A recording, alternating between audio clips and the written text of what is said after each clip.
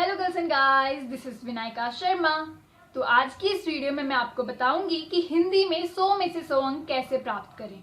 जी हाँ, हिंदी में 100 में से 100 अंक प्राप्त करना कईयों को काफी मुश्किल लगेगा, पर मैं ये नहीं कह सकती कि काफी मुश्किल है या आसान है। अगर आप में इच्छा शक्ति है तो आप कुछ भी कर सकते हैं, और मैं आपको ये बताऊंगी कि मैंने कैसे 100 में से 100 अंक प्राप्त करें।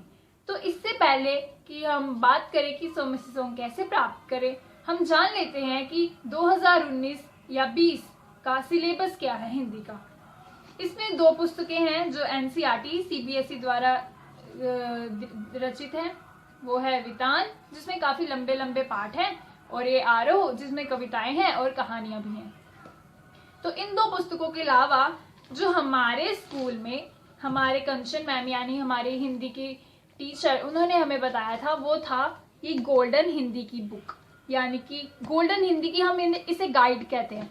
इसमें हिंदी के जो ये एनसीईआरटी पुस्तकें हैं, इसमें जो प्रश्न हैं उनके उत्तर इसमें हैं, और इसमें उनके अलावा भी बहुत कुछ है। इसके संसार के प्रश्न उत्तर, और इसमें अपठित बोध, अपठित गद्यांश यानी अनसीन पैसेजेस भी हैं। तो ये बुक बहुत ही ज्यादा अच्छी बुक है।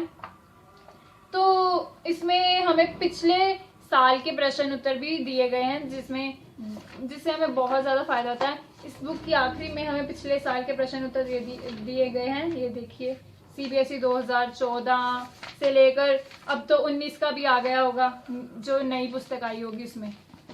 तो ये बुक है जिसे हम पढ़ा करते थे। इसके अलावा हमारे पास एक और बुक है, एक और पुस्तक है, जिसमें हमने सारे 10 साल पुराने प्रश्न उत्तर उतारे हुए हैं, जिससे हमें पता चलता है कि हमारा हिंदी का प्रश्न उत्तर कैसे आते हैं।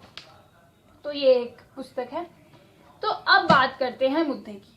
अब बात करते हैं कि हिंदी में 100 में से 100 अंक कैसे प्राप्त करें। इसके लिए सबसे पहले तो हमें शुरू से शुरुआत करते हैं। सबसे पहले जो खंड क आता है, उसमें आते हैं अपठित गद्यांश। अपठित गद्यांश में कई बच्चे बहुत ज्यादा ही समय लगा देते हैं, जिससे उनका पूरा पेपर रह जाता है। इसके लिए जो हमारे स्कूल टीचर ने हमें बताया था, वो ये था कि हमें अनसीन पैसेज यानी कि पूरा पैसेज पढ़ने से पहले हमें उसके प्रश्न पढ़ने पड़ेंगे। अगर हम प्रश्न पहले पढ़ेंगे तो हमें पता चल जाएगा कि इस पैसेज की समरी क्या है, और हम पहले प्रश्न पढ़ते ही उसके बाद हम सीधा पैसेज पढ़ेंगे, उससे हमें फटाफट उसके उत्तर मिल जाएंगे। तो सबसे पहले तो ये हमें दिमाग में रखना है। उसके बाद हमें ये देखना चाहिए कि हिंदी में सबसे ज्यादा होती है स्पेलिंग मिस्टेक्स। अगर स्पेलिंग मिस्टेक्स हुई और पकड़ी गई तो आपके नंबर कटने जरूरी ही समझेंगी हमारी टीचर। तो इसके लिए जो मैंने यूज करा था वो था कि मैंने अपनी स्पेलिंग मिस्टेक्स को देखा कि कहाँ कहाँ मेरी गलतियां होती हैं, और उसे मैंने बोर्ड एग्जाम की जितनी भी हमारी छुट्टियां थी, उसे सारी छुट्टियों में उसे दोहराया, उसे सुधारने की कोशिश करी, ताकि मेरे पेपर में, मेरी परीक्षा में कुछ भी गलत ना हो सके।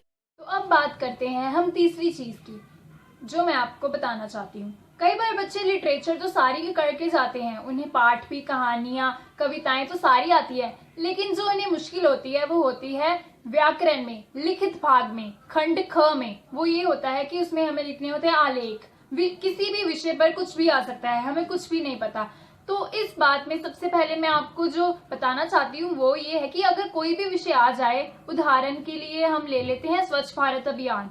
अगर ये आ जाए तो हम इसमें क्या क्या लिख सकते हैं, इसमें जो जो पॉइंट्स हैं हमें उसे पेंसिल से नोट कर देना चाहिए हमारे एग्जाम पेपर में, जिससे कि हमें सारे मेन पॉइंट्स लर्न रहे और हम उसे आसानी से उतार सके कागज पर। तो स्वच्छ भारत अभियान का उदाहरण लेकर हम देख सकते हैं कि इसमें हम लिख सकते हैं कि ये प्रधानमंत्री नरेंद्र मोदी जी ने शुरू करा था, और इसमें काफी शौचालय बनाए गए हैं, और स्वच्छ भारत यानी कि स्वस्थ भारत। हम स्लोगन भी दे सकते हैं, और हम सबको ये तो पता ही है कि 2019 2 अक्टूबर को ये इसका समापन है, पर इससे क्या क्या लोगों में बदलाव आए हैं, लोगों की सोच में क्या बदलाव आया है, ऐसे करके हम इसको बहुत लंबा पैराग्राफ भी बना सकते हैं। सबसे पहले बताएंगे क्या है, कब शुरुआत हुआ, और क्यों जरूरी है ये हमारे समाज के लिए, और आखिरी में हम ये लिख सकते हैं, कोई भी हम नारा लिखते हैं जैसे स्वच्छ भारत, स्वस्थ भारत, और ऐसे करके हम किसी भी मुद्दे पर, किसी भी विषय पर लिख सकते हैं। तो चौथी बात ये है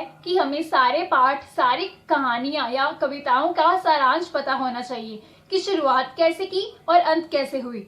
ये इसका मतलब ये है कि हमें उस पाठ से क्या शिक्षा मिलती है, हमें ये जानना भी बहुत जरूरी है, क्योंकि हिंदी में मूल्य परक प्रश्न काफी आते हैं, यानी कि वैल्यू बेस्ड प्रश्न, जिससे कि ये पता चलता है कि आपको कहानी से क्या शिक्षा मिली। जैसे कि एक कहानी है जूझ, जो कि वितान पुस्तक में से है। उसमें था कि आनंद यादव, जो कि कहानी का रचनाकार है, वो बहुत ही जूझ यानी बहुत ही संघर्ष के बाद स्कूल गया और उसने अपनी सारी पढ़ाई पूरी करी। पर उसकी पढ़ाई पूरी करने के पहले उसके पिता ने बहुत उसे समझाया था कि तुम पढ़ाई मत करो, तुम खेतों में जाओ, क्योंकि खेत ही तुम्हारे लिए भविष्य है। परंतु उसने ऐसा नहीं करा और उसने अपनी पूरी पढ़ाई करी। तो इस पाठ से हमें ये शिक्षा मिलती है कि चाहे जो मर्जी हो जाए, जो मर्जी कठिनाई हमारे सामने आए, अगर हमारे में दृढ़ निश्चय है तो हम कुछ भी कर सकते हैं। तो हमारे इस पाठ से हमारा ये प्रश्न भी आ सकता है कि आपको क्या शिक्षा मिली, या फिर आनंद यादव से हमें क्या प्रेरणा मिलती है। तो ये चौथी बात बहुत ज्यादा इम्पोर्टेंट है, यानी बहुत महत्वपूर्ण। तो अब हम बात करते हैं पांचवें यानी आखिरी पॉइंट की। आखिरी पॉइंट संबंधित है जनसंचार प्रश्नों से। जनसंचार प्रश्न यानी पत्रकारिता के प्रश्न। ये आते तो केवल 4 अंक के हैं, लेकिन विद्यार्थी काफी कंफ्यूज रहते हैं कि इसे पढ़े कैसे, क्योंकि ना तो ये एनसीईआरटी में दिए होते हैं और ना ही हमारी किसी की बुक में। तो इसके लिए मैंने तो इस्तेमाल करे थे 107 प्रश्न, जो कि हमारी कंचन मैम, हमारे क्लास की हिंदी टीचर ने ही हमें दिए थे। ये 107 प्रश्न करे मैंने लर्न, लेकिन इसमें से आने थे सिर्फ 4। पर मैं कोई भी रिस्क नहीं ले सकती थी कि अगर मुझे ना आता हुआ, इसलिए मैंने 107 के 107 प्रश्न लर्न करे। और इसीलिए मैंने वो जो भी 4 मेरे बोर्ड एग्जाम में आए थे और मेरे वो बिल्कुल ठीक थे, और तभी उसमें से मुझे 4 में से 4 अंक प्राप्त हुए। और अगर आपके पास ये गोल्डन बुक है तो गोल्डन बुक में भी आपको जनसंचार के प्रश्न आसानी से मिल जाएंगे। इसके अलावा भी आप पिछले प्रश्न पत्रों की सहायता ले सकते हैं, क्योंकि उसमें भी जनसंचार के काफी प्रश्न उत्तर हैं। और मेरी माने तो मैंने तो वो सारे ही कर डाले थे, क्योंकि मैं बिल्कुल भी रिस्क नहीं ले सकती थी, क्योंकि ये बोर्ड एग्जाम्स का मामला होता है। तो इस तरह मैंने कर लिए जनसंचार यानी पत्रकारिता के प्रश्न।